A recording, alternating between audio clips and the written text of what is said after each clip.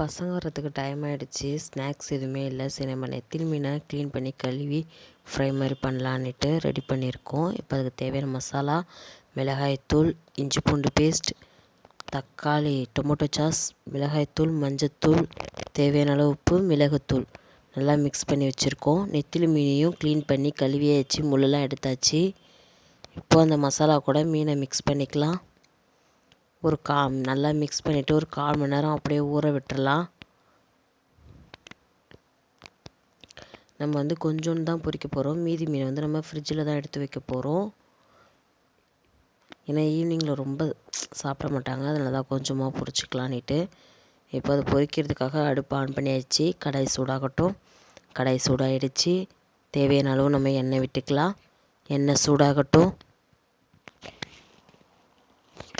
எண்ணெய் சூடாகிடுச்சு. மீனும் நல்லா ஊறிடுச்சு. இப்போ நம்ம மீனை பொரிச்சிக்கலாம். எண்ணெயில் மீன் சேர்க்கும் போது பார்த்து சேருங்க, மேலே எண்ணெய் தெளிச்சிரும். மீன் நல்லா வெந்துடுச்சு. இப்போது காஞ்ச பிளேட்டில் வச்சுக்கலாம். மீதி இருக்க மீனையும் பொரிச்சிக்கலாம்.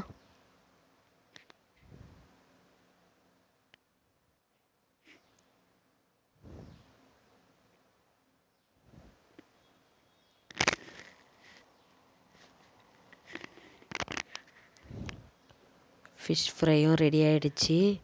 நம்ம எப்போவுமே சூடாக கொடுக்குறத இன்றைக்கி சில்லுன்னு ஜூஸ் கொடுக்கலான்ட்டு ஜூஸும் ரெடி.